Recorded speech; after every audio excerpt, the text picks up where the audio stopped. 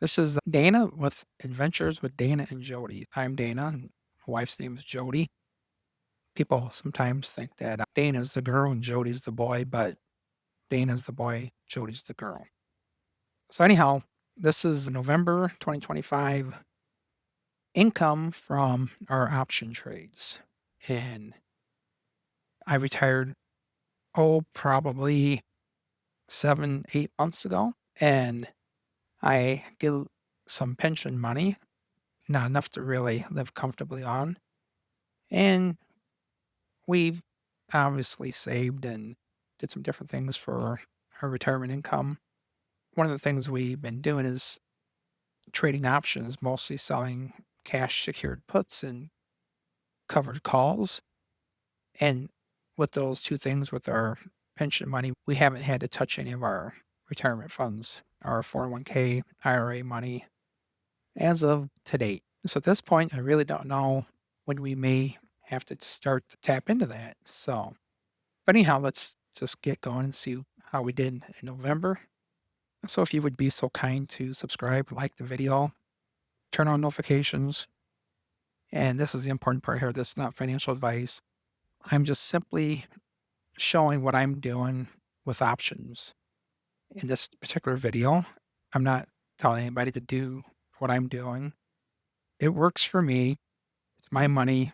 If I lose it, it's my fault, nobody else's. In fact, some people think this is bad advice, if it's any type of advice at all. But it's not advice, it's just entertainment.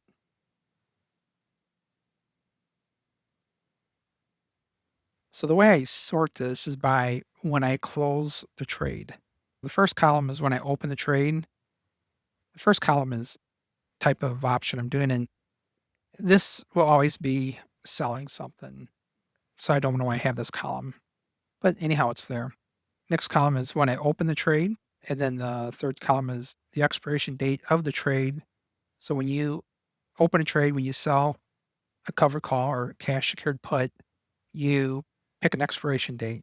So this is the expiration date. The third column is when I actually close. So at the beginning of a trade, this will be blank because I don't know when I'm going to close it. Then we have the ticker of the ETF or stock that I'm dealing with. And then the type of event. So usually it's cash secured puts, but I do covered calls.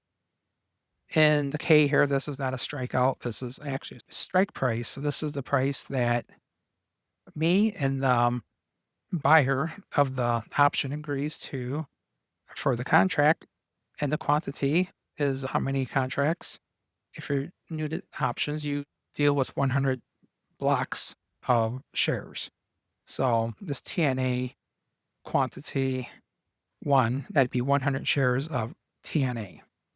And when you're selling an option, you don't sell it by the price of the stock or the ETF. You sell it by the price of the contract for the option, which is 66 cents per share here. And then later, when I bought it back early, I bought it back for 18. So the way selling a cash secured put works, I sell the contract first and then I buy it later. So people have heard the term in stocks, buy low, sell high, buy low, sell high. So I'm doing the same thing, except I'm selling first and buying it later. So a little confusing if you're new to this, but that's the way it works. So this was for everything that closed in October, and we're done with October. And there's a video for October. Let's go ahead and highlight this column here. And you can see down here in the corner, in October, I made $2,744 in option income. And the green, trades that I made money, and the red is trades where I lost money. But just because it's red doesn't mean I necessarily lost money. In this particular case here, where I was down $842, what I ended up doing, I rolled that forward. And let me scroll over here. So this one here, I rolled to 11.7. So let's look at 11.7 here. Okay, we look here for the expiration date, 11.7 for SPY. You can see 685, 2 contracts. I rolled it forward. And It eventually, I bought it back at 75 cents. I sold it for $6.97, and I ended up making $1,244. I do have to subtract that loss, 842 from that. So down here you can see I ended up making $402. So for November, first day I start closing things was on 11/3, and it looks like on 11/3, I closed a couple contracts of SOFI. Now, if you see duplicates here, this is identical. So on the 28th of October, I bought 5 contracts, and then the very next day, I did 5 more. And then I ended up closing both those, buying those back on 11/3.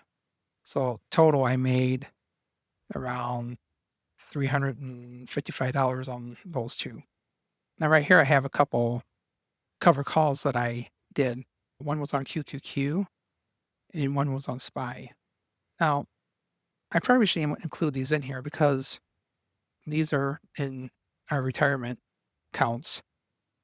And I'll do covered calls on these, what I consider way out of the money. And the delta is very low, like 0.1 or less. And I do that because I really don't want to sell these shares. So I sell the cover calls at a really low delta. That means if I do a 0.10, there's like a 90% chance that my shares aren't going to be taken and bought. So we're basically just doing that to add maybe an extra 10% per year on our QQQ and our SPY holdings.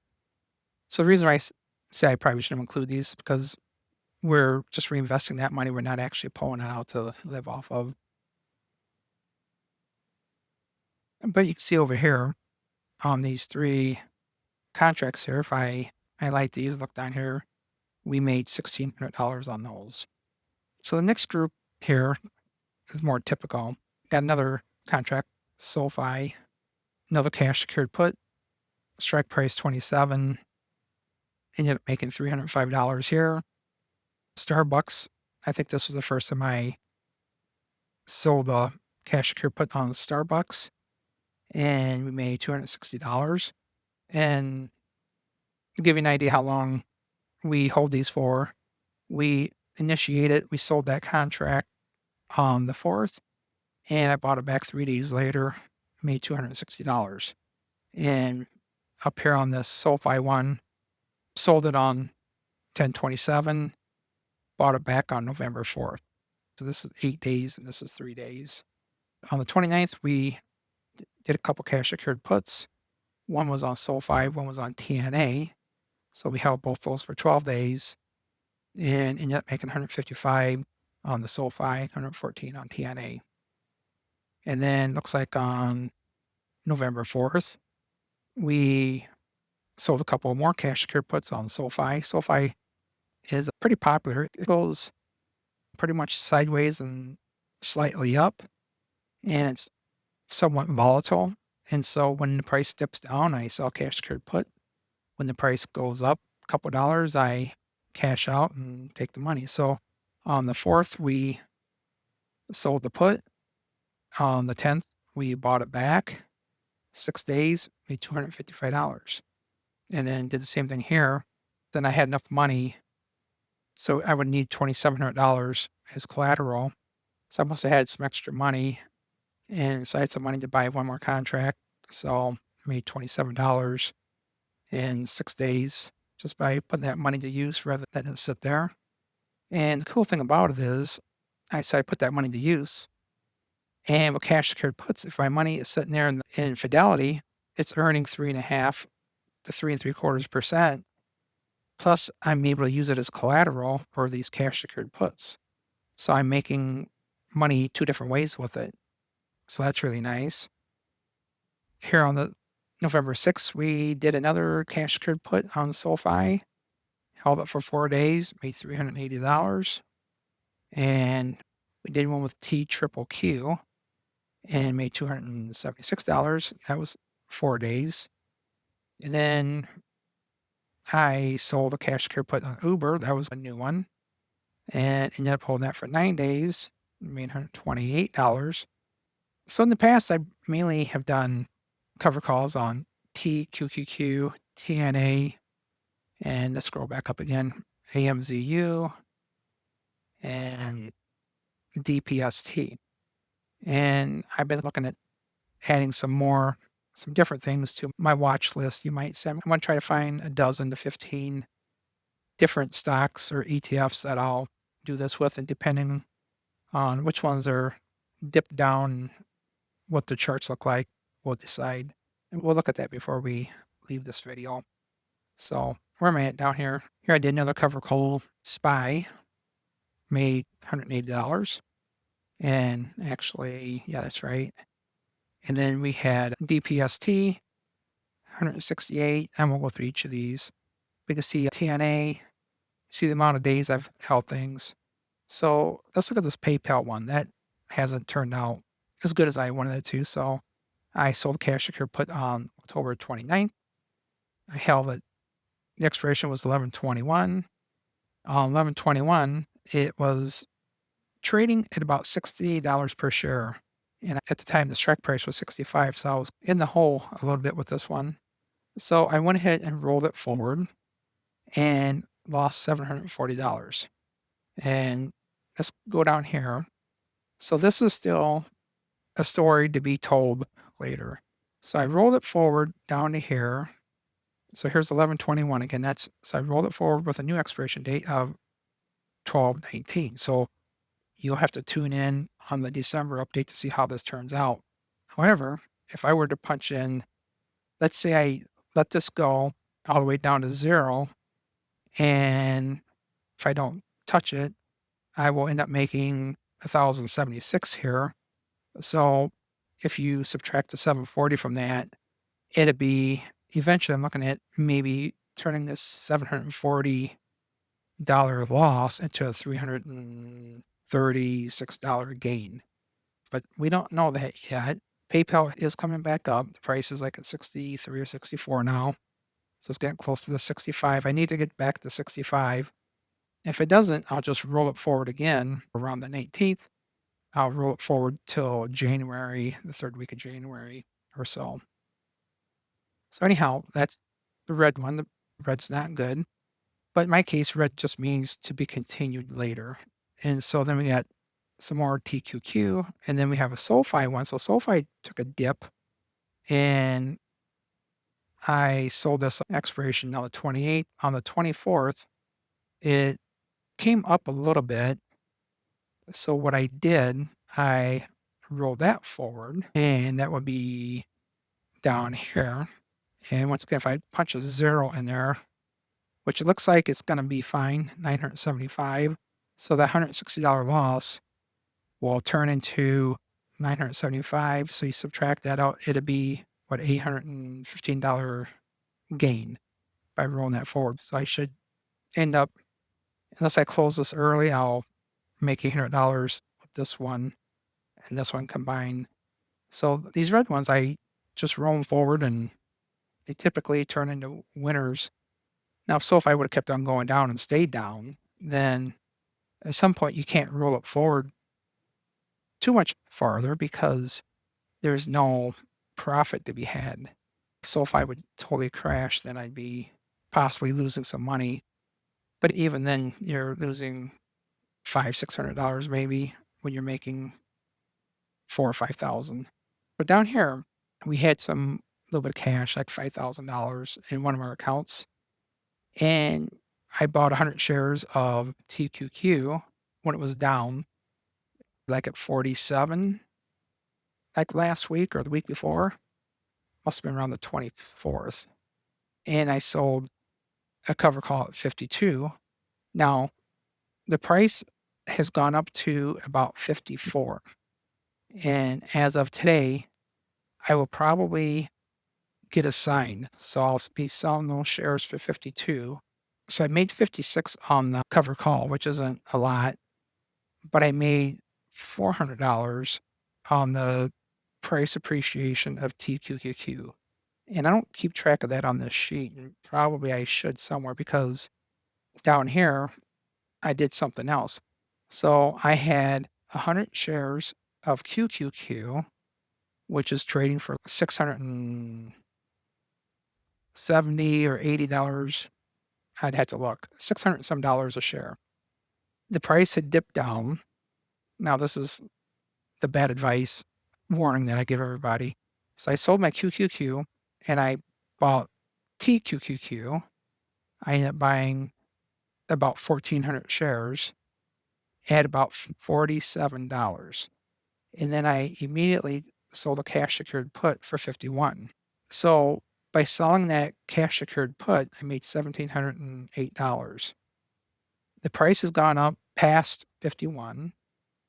And today I will be forced to sell that for $51 a share. And it's actually like at 53 or 54 right now.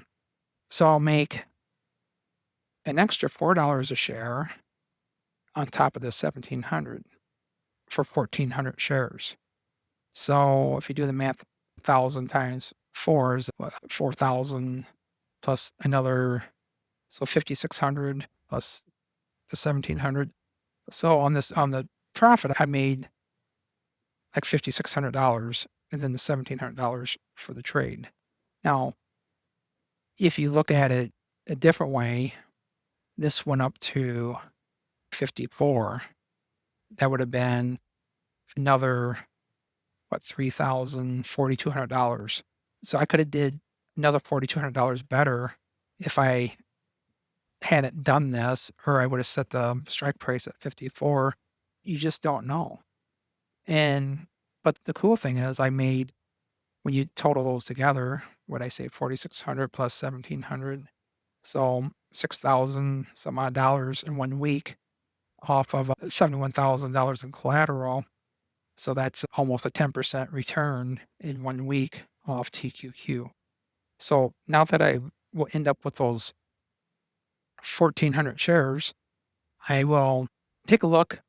What I might do is just buy QQQ back again, 100 shares, and just leave it set and ride normally. Or I could sell a cash secured put of 1,400 shares and put it back to work that way. So I typically don't do that, but I just felt that the market was gonna jump this week, which I was right, which I've been wrong before. And so by doing that, I made $7,000 on this one transaction, basically off of 70,000. So I was happy about that. So for the month, let's highlight this column here. Combine these two losses in there, subtract these two losses, they're calculated in here. So for the month of November, I made $6,645. And my goal going forward is to make 5,000 a month off of the puts and calls on my certain accounts that I pull money out of. So the most of the cover calls here are in retirement accounts that I not pulling money out of. I'm just doing this to add a little bit extra to those returns. But if I subtract those out, this total is probably closer to 5,000. And let's see here, this one. I think I got them all. So that's about 4,800. So that's pretty close to what my goal is, about 5,000. So if I make 5,000 a month in these options combined with my pension, that's enough to pay all of our bills and for all of our normal bills and everything, and won't have to touch any 401k money. So for December, which is yet to be determined, these are the trades that I've initiated that will close sometime in December. And right now, all these closing dates are December 19th. That's a coincidence, actually. I thought there was a couple of them were on the 12th. Let's see if I might have closed. Actually, I need to double check. A couple of these might be on the 12th. The expiration dates, I might just got carried away putting the 19th in here. But if all these would go to 0, let's go ahead and put 0 in here and go down here. So this populates the total, highlight this. So there's $5,000 for December already. If I let these go to zero. But typically, I don't let them go to zero. When it gets decayed, when price gets decayed, I'll buy them back early because what I want to do is free the money up to invest in something else. So speaking of money, we won't include these two here. These are covered calls on retirement funds that I'm not using for income. This is the collateral I'm using. That's on. So I actually got $100,000 in collateral here, not counting these two. I try to keep this around 75,000 or so. I guess I got carried away here. This 100,000 will potentially make me close to 5,000. So that's a 5% return. And so this is the income we'll get. And I'll check these two here because these are the covered calls. I don't want to count those. So $4,500. So $100,000 in collateral will get me $4,500. That's a 4.5% return for the month. And this is the trades that are just in play at the moment. When it's all said and done, I'll probably have twice as many trades as this. But then again, I won't be waiting for these to go all the way to zero either over here. I'll probably cash some of these in sooner than later. I know some of these I'm just going to let expire because, let's see, I think Robinhood Uber is like trading like over $110. So there's no chance this is probably going to get assigned. And then this TQQQ for $40, there's probably zero chance that's going to get assigned. So I'll just let this go all the way to zero probably. And then PayPal is yet to be determined. I might close that once I break even, which you remember 740 is where I'm at right now. So now for November, I've already subtracted that 740. So even with that loss, we made 4,000, whatever. So for December, all this will count as income for December. But once this gets down where I break even, I might just get rid of PayPal. It hasn't been nice to me. So before we go, let's go ahead and look at how I pick the stocks and when I get in and get out. Okay, got Yahoo Finance open here, and it's everything I use is free. I don't subscribe to anything. So SOFI here, if I click on the chart, SOFI is close to $30 here, and looks like aftermarket it isn't really doing much. When I decide if I'm going to sell cash secured put and when and how and everything, I basically look at this chart right here. I look at the Bollinger Band, and these, if you don't know anything about Bollinger Bands, I consider this guardrails, and the price goes up and down, and if it gets too close to the bottom or the top, it kind of bounces off and stays within the Bollinger Band. Now, the Bollinger Band, some people might say you're moving the goalpost or the finish line. Yeah, it does trend with the moving average here. This is a 20-day moving average, and this is a 50-day moving average.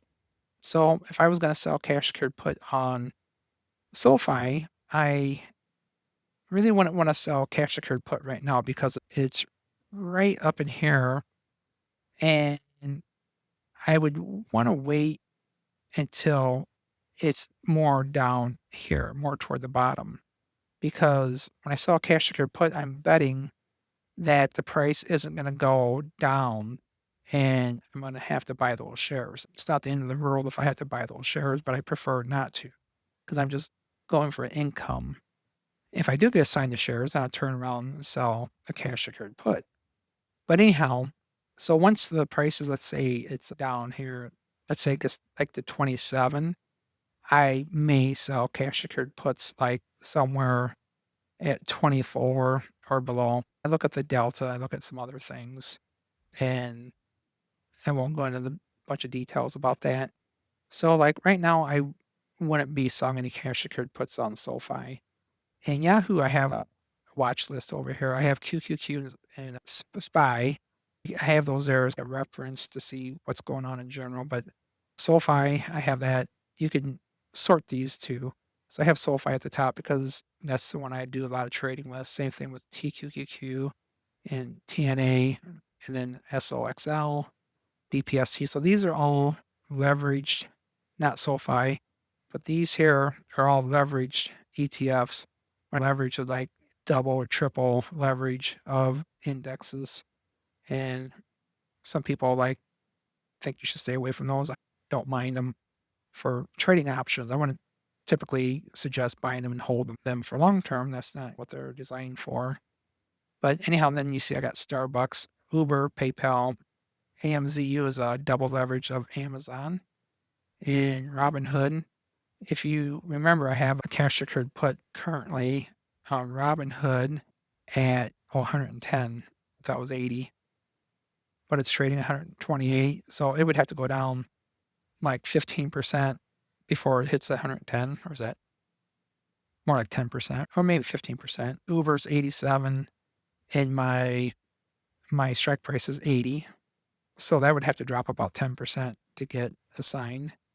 And then there's some other things I'm looking at. I had a cash secure put on HP, which made like 60 some dollars about a week and worked out good.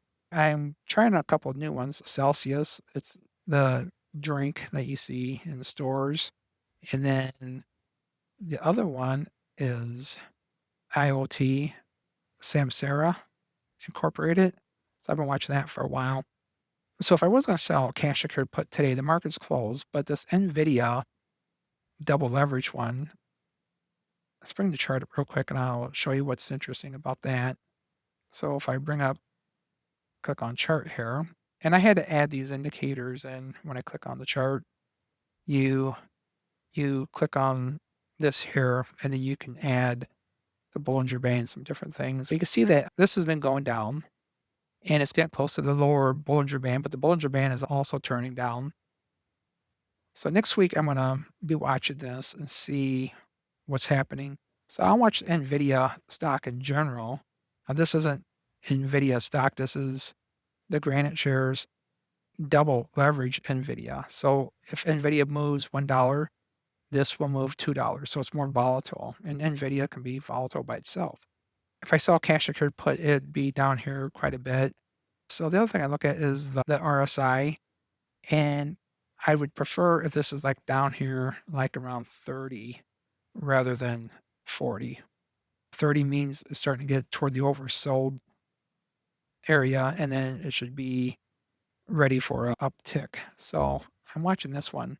And I haven't done cash secured puts on this before, so this would be something new. So anyhow, thanks for watching. Don't forget to subscribe. And remember, this is not financial advice. I'm just sharing what I'm doing, and it's for educational purposes. The next option update will be a month from now. So we'll see you in the next video.